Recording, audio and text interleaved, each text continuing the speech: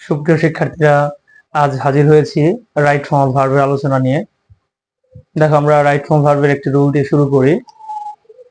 যে কোনো সেন্টেন্সে যদি সাবজেক্ট সিঙ্গুলার হয় তাহলে ভার্বটা অবশ্যই সিঙ্গুলার হবে, এবং সেন্টেন্সে যদি সাবজেক্ট প্লুরাল হয় তাহলে অবশ্যই ভার্বটা প্লুরাল হবে। দেখো, আমরা আবারও একবার বলি যে সেন্টেন্সের সাবজেক্ট যদি সিঙ্গুলার হয় অবশ্যই ভার্ব সিঙ্গুলার হবে, এবং সাবজেক্ট যদি প্লুরাল হয় অবশ্যই ভার্বটা প্লুরাল হবে। দেখো, আমরা কয়েকটি এক্সাম্পলের মাধ্যমে আমরা আরো পরিষ্কার হই বিষয়টা নিয়ে। এখানে লেখা আছে, লিখছি যে the quality of the mangoes to be good.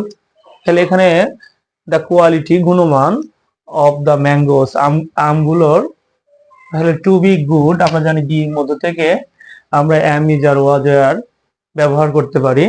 তাহলে যেহেতু আমাদের সাবজেক্টটা এখানে দ্য কোয়ালিটি সিঙ্গুলার, তাহলে আমরা ভার্বটা এখানে সিঙ্গুলার ব্যবহার করতে হবে, অর্থাৎ আমরা ইজ ব্যবহার করতে পারি অথবা ওয়াজ ব্যবহার করতে পারি।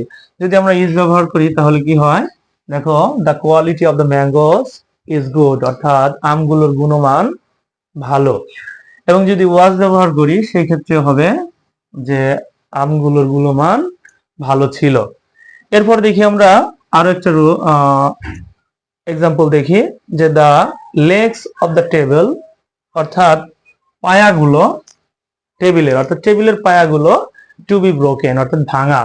এখানে লক্ষ্য করি, যেহেতু এখানে সাবজেক্ট হচ্ছে দ্য লেগস, টেবিল নয়।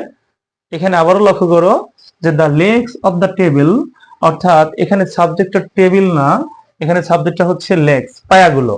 তাহলে এখানে টু বি থেকে আমরা অবশ্যই নিতে পারি আর নিতে পারি অথবা ওয়ার নিতে পারি। তাহলে এখানে লক্ষ্য করি যে the legs of the table are broken অথবা ওয়ার ব্রোকেন। এখানে আর ব্যবহার করলে যে টেবিলের পায়াগুলো ভাঙা, এবং ওয়ার যদি ব্যবহার করি তাহলে সেক্ষেত্রে টেবিলের পায়াগুলো ভাঙা ছিল। এখানে লক্ষ্য করি আরেকটা example, the leaves of the tree, অর্থাৎ গাছের পাতাগুলো টু বি গ্রিন, অর্থাৎ গাছের পাতাগুলো সবুজ। তাহলে আমরা ব্যবহার করতে পারি, এখানে যেহেতু দ্য লিভস বলা হয়েছে অবশ্যই পাতাগুলোর কথা বলা হয়েছে, সাবজেক্টটা অবশ্যই এখানে প্লুরাল, এই জন্য এখানে কি হবে, আর হবে, যে the leaves of the tree are green. এখানে আরো একটা লক্ষ্য করি example, the box of the eggs. এখানে লক্ষ্য করি ডিমগুলোর বক্সটি to be on the table, অর্থাৎ এখানে কিন্তু সাবজেক্টটা আমরা লক্ষ্য করতেছি ডিম না, অর্থাৎ সাবজেক্ট হচ্ছে ডিমের বাক্স। অর্থাৎ ডিমের বাক্স যদি সাবজেক্ট হয়, অর্থাৎ সাবজেক্ট সিঙ্গুলার, তাহলে ভার্বটা সিঙ্গুলার হবে, তাহলে কি হবে, ইজ হবে। অথবা আমরা ব্যবহার করতে পারি ওয়াজ, অর্থাৎ ইজ ব্যবহার করলে ডিমের বাক্সটি টেবিলের উপরে, অথবা ওয়াজ ব্যবহার করলে ডিমের বাক্সটি টেবিলের উপরে ছিল। সুপ্রিয় শিক্ষার্থীরা, রাইট ফর্ম ভার্বের আরেকটা রুল আলোচনা করি। দেখো, যদি কোনো সেন্টেন্স সিম্পল প্রেজেন্ট টেন্স, অর্থাৎ প্রেজেন্ট ইনডিফিনিট টেন্সে থাকে, এবং সাবজেক্ট যদি থার্ড পারসন সিঙ্গুলার নাম্বার হয়, তাহলে সেই ক্ষেত্রে ভার্বের শেষে এস বা ইএস যোগ করতে হয়। অর্থাৎ ভার্বের শেষে যদি S S, S H, C H, O এবং এক্স থাকে, সেই ক্ষেত্রে ভার্বের শেষে ইএস যোগ করতে হয়। এবং ভার্বের শেষে যদি ওয়াই থাকে এবং সেই ওয়াই এর আগে যদি কনসোনেন্ট থাকে, সেই ক্ষেত্রে ওয়াই উঠে আইএস হয়, এবং অন্যথায় সকল ক্ষেত্রেই এস যুক্ত হয়। দেখো, কয়েকটি উদাহরণের মাধ্যমে বিষয়টি আরো ক্লিয়ার করি। যেখানে প্রথম সেন্টেন্সে আমি লিখেছি যে হি অলওয়েজ ডিস্টার্ব মি, তাহলে এখানে হি হচ্ছে থার্ড পারসন সিঙ্গুলার নাম্বার এবং অলওয়েজ রয়েছে এখানে সেন্টেন্সটি প্রেজেন্ট ইনডিফিনিট টেন্সে রয়েছে, যার কারণে হি থার্ড পারসন সিঙ্গুলার নাম্বার থাকার কারণে এখানে ভার্বের শেষে এস বাই এস যোগ করতে হবে। যেহেতু ভার্বের শেষে বি আছে, সুতরাং আমাদের শুধুমাত্র একটা এস যোগ করতে হবে, যে ডিস্টার্ব এর সাথে এস যুক্ত হয়ে কি হবে, ডিস্টার্বস, অর্থাৎ হি অলওয়েজ ডিস্টার্বস মি, সে সর্বদা আমাকে বিরক্ত করে। এরপরে দ্বিতীয় সেন্টেন্সটি দেখি যে হি ব্র্যাকেটে গো আছে, হি গো টু স্কুল রেগুলারলি। যেহেতু এটাও রেগুলারলি রয়েছে এবং সেন্টেন্সটি প্রেজেন্ট টেন্সে রয়েছে, প্রেজেন্ট ইনডিফিনিট টেন্সে রয়েছে, এবং he third person singular number, আর ভার্বের শেষে যেহেতু ও আছে, এজন্য গোর সাথে ইএস যোগ হবে, অর্থাৎ হি গোস টু স্কুল রেগুলারলি। তাহলে গোস হবে, সে নিয়মিত স্কুলে যায়। এখানে দেখি আরেকটা sentence, Azad sir teachers English, অর্থাৎ আজাদ স্যার আমাদের ইংরেজি শিখান।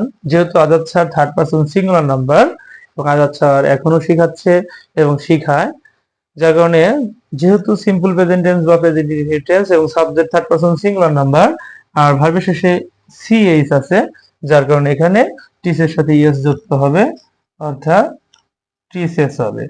Azad sir teaches us English, Azad sir আমাদেরকে ইংরেজি শেখান।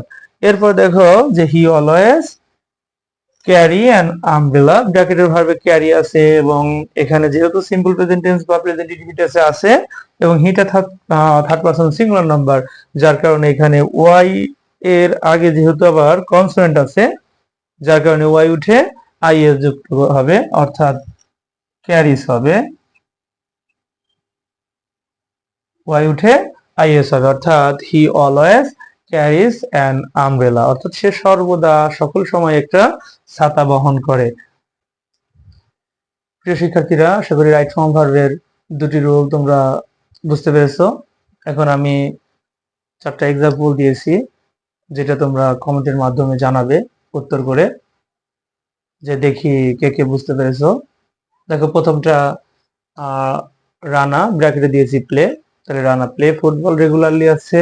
দ্বিতীয়টা দ্য কালার অফ আর আইস, ব্র্যাকেটে যে টু বি আছে এবং সে কি ব্লু দে আছে, যে the colour of our eyes to be blue. এবং রুমি ফ্লাই এ কাইট, আর উই অবে আওয়ার প্যারেন্টস। এই 4টা এক্সাম্পল তোমরা কমেন্টের মাধ্যমে উত্তর দিবে। আশা করি সকলে পরবর্তী ভিডিওগুলো দেখবে এবং আমরা ধীরে ধীরে রাইট ফর্ম ভার্ব সহ ইংলিশ গ্রামারের প্রত্যেকটা টপিক নিয়ে আলোচনা করব। সকলে পাশে থাকবে। আল্লাহ হাফেজ।